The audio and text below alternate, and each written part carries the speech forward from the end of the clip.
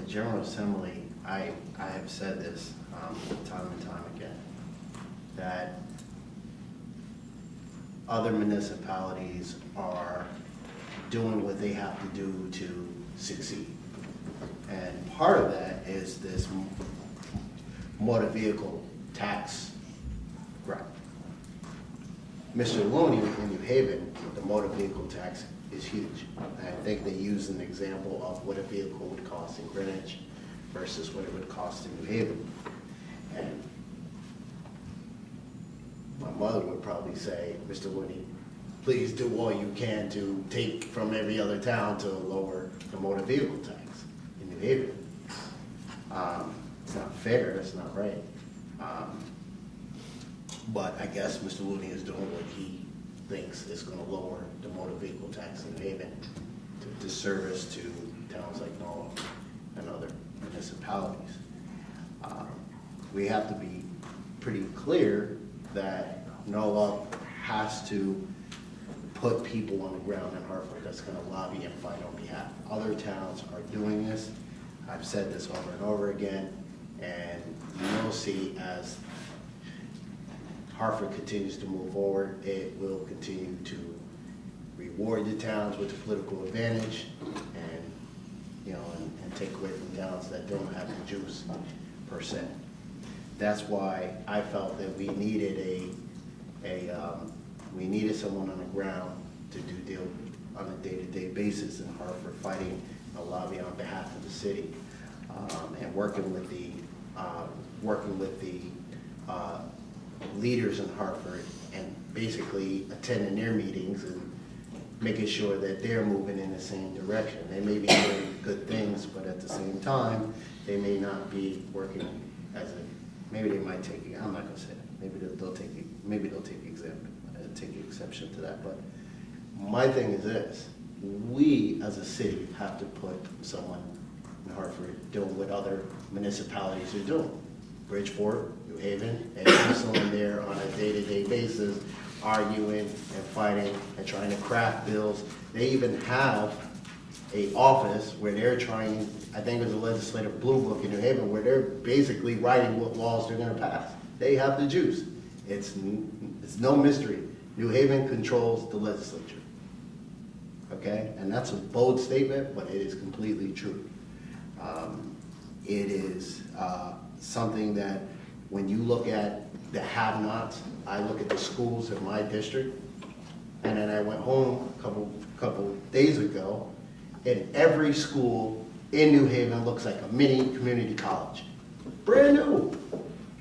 And you look and you see what the legislature have done with funding schools, construction, a $1 billion school construction program, no one can get off the ground.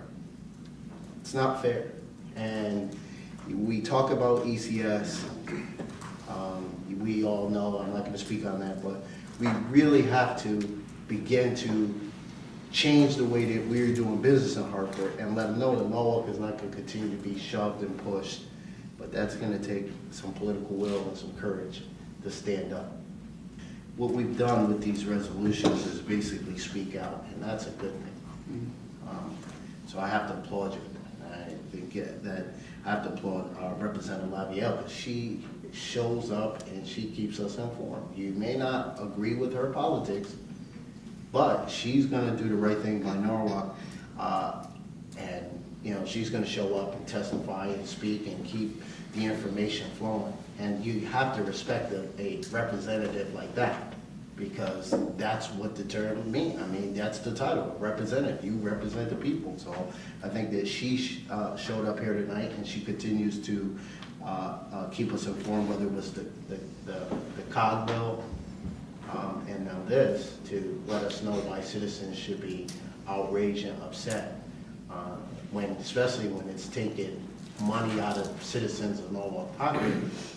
You definitely want to sound the alarm with that. I just, as a courtesy, I don't disagree with anything you said tonight.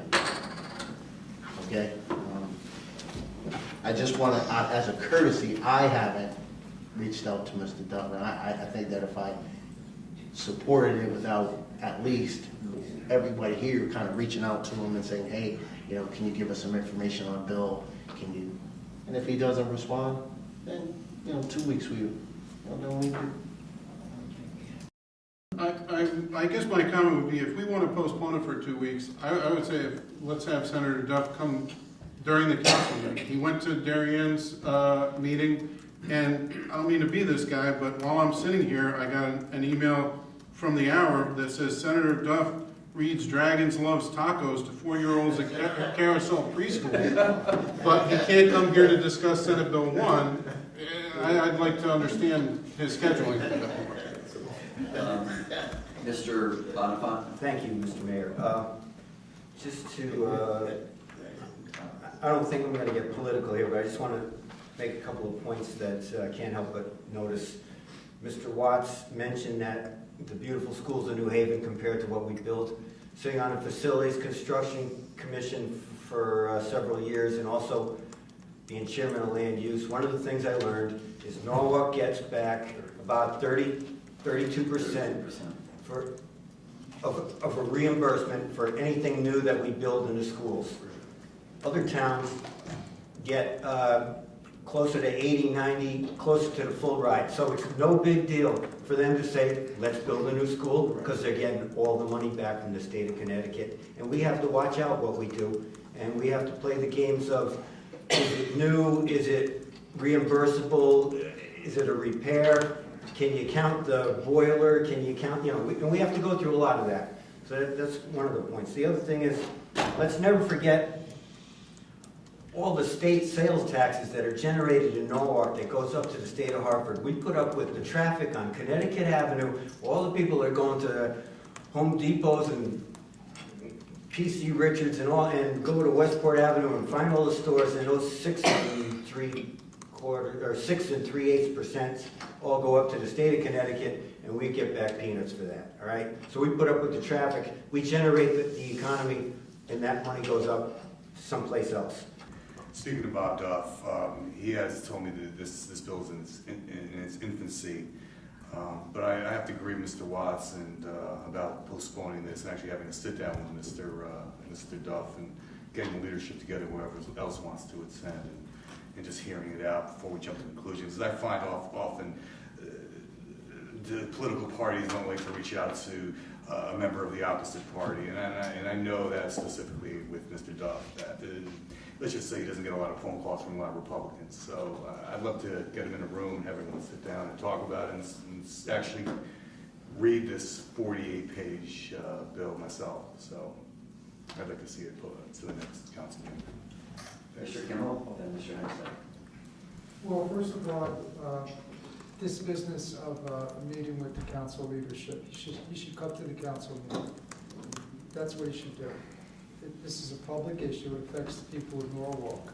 So I don't think behind-the-scenes discussions that go back into the caucus is the right way to go when a bill that affects taxpayers. Okay? So I think if Bob comes, it should be here at a regular scheduled meeting, and it should be part of our agenda. As Mr. McCarthy indicated before, my reservations have to do with the, from when I heard it, any bill comes out of Hartford for me, it's based on a formula. Before I even read it, I'm thinking, no way, because it's based on a formula. And until I see a serious effort to address the educational cost sharing formula as part of legislators, I just want to vote no on almost everything else, because we know how that has an impact on everything we do with our budgets, even tonight. The size of our capital budget is dependent upon how much debt we can bear. And how much debt we can bear is reflected in our operating budget. And we know our operating budgets are really, really tight every year because we don't get enough money from Hartford. And when I heard the data, I'm assuming that what Dave said was accurate on the return on the dollar. And this is typical. This is the ECS all over again. Danbury's getting $1.24 for every dollar. We're getting $1.24 back, and we're getting 83 cents. That's 41 cents. My guess is if I were to go home and start to figure out what they're getting back for school construction and what we're getting back and for transportation, they're using roughly the same formula. Okay, you can do some fractions here. You got 27 million over 11 million. It's going to come out somewhere close to what this is, somewhere. So that's it. That to me it's almost like a protest over the ECS. We can't continue to go on like that. Neither can Stanford. Now to get back to the resolution, whether it's tabled or not. Dave's words were his words. The resolution is much milder. There's some data about the ECS formula and median household income that's available to anybody.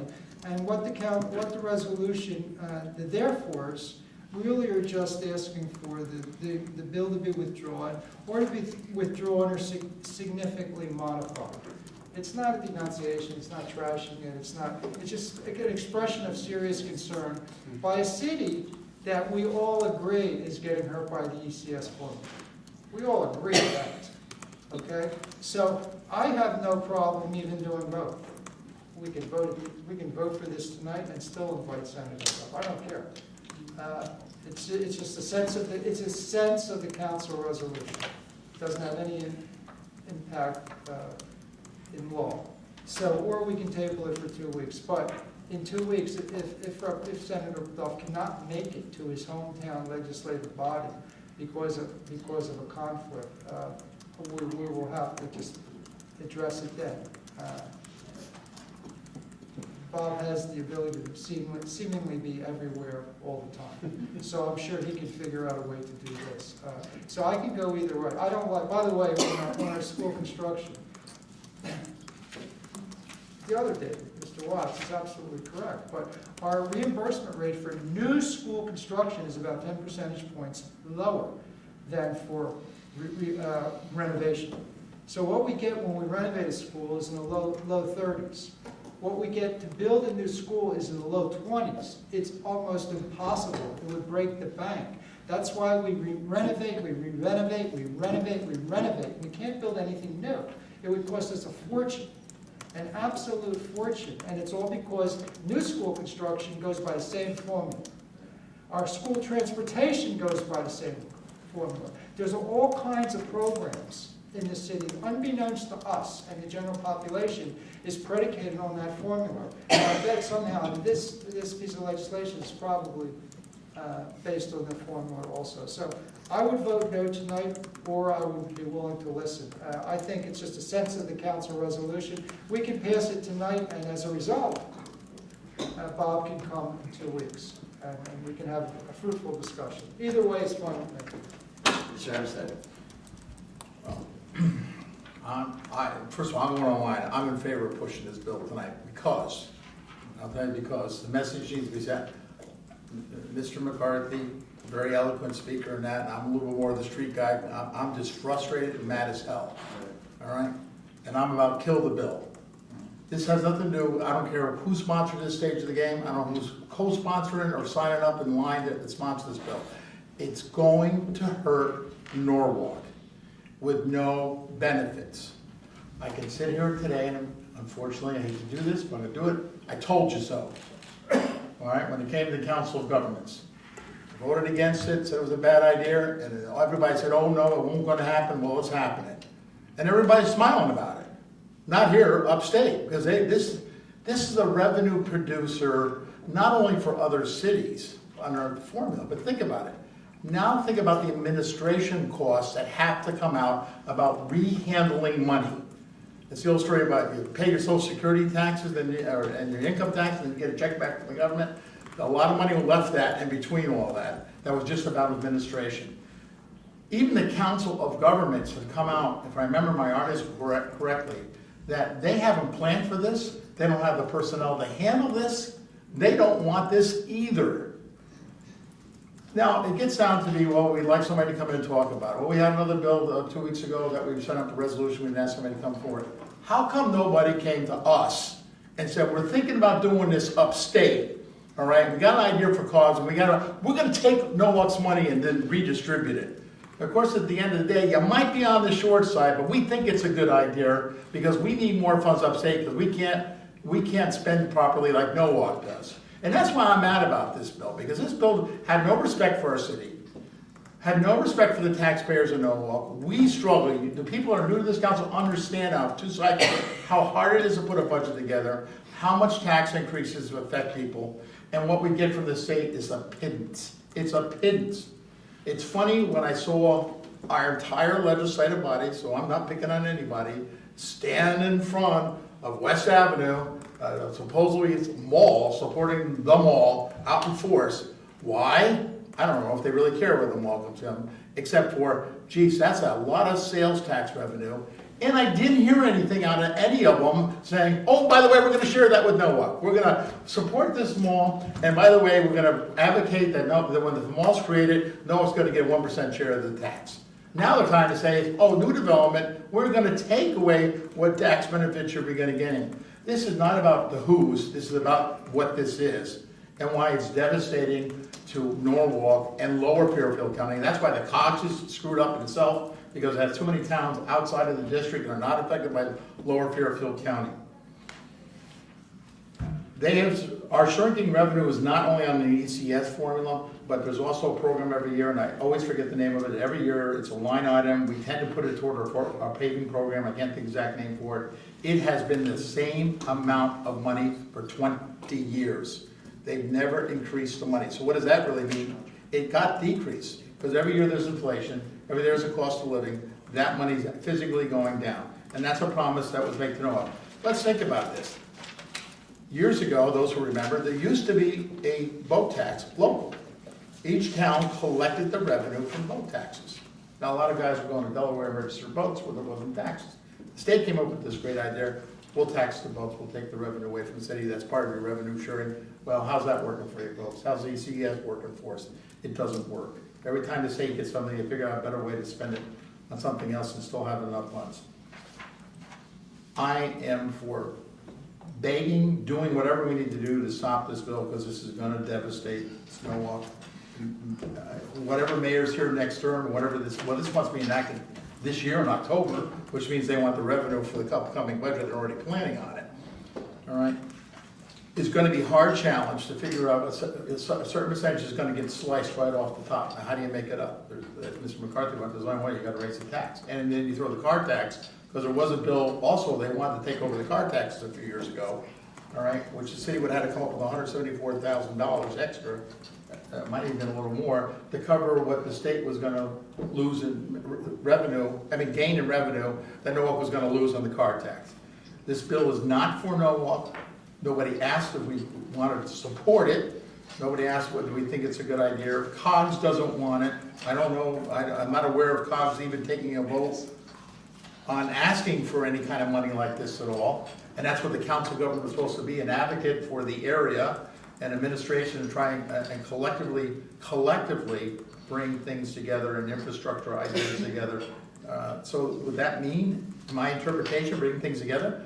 Oh, that means they're going to finish Route 7 in Danbury. They're going to go right through Reading and Ridgefield and Wilton with the rest of Route 7. I don't think so.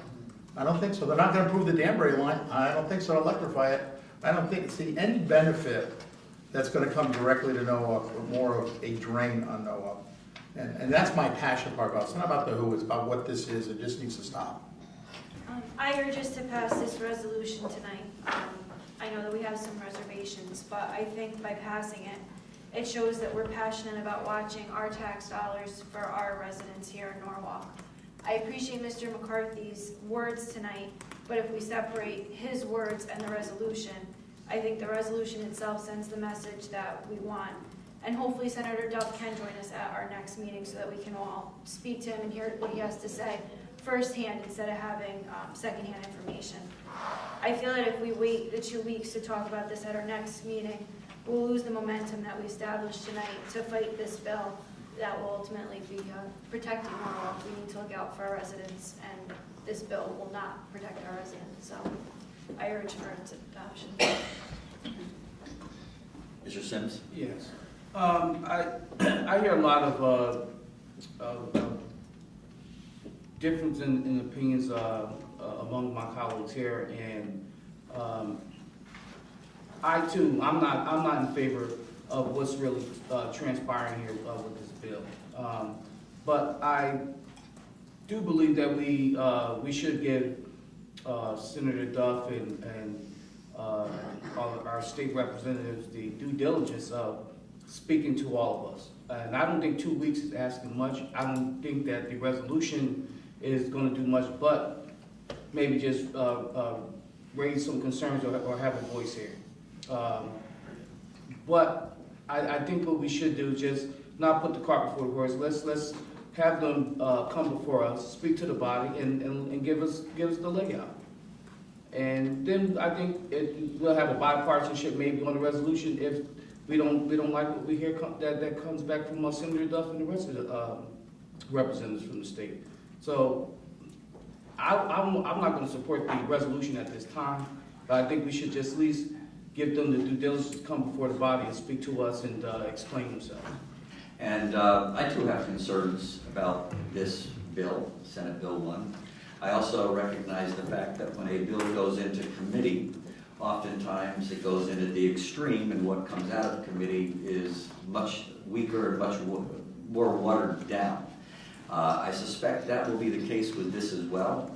I also know that the Western Connecticut Council of Governments, I believe I circulated a letter to the Common Council members, also spoke out against this bill, thinking the same things that we're thinking.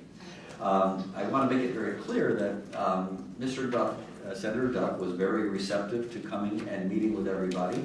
And again, it's just difficult putting council members and state legislators together during a very, very busy time. So I would encourage the continued dialogue, and I know that Senator Duff is more than willing to come and discuss this with us. He indicated that to me when I did speak to him about it.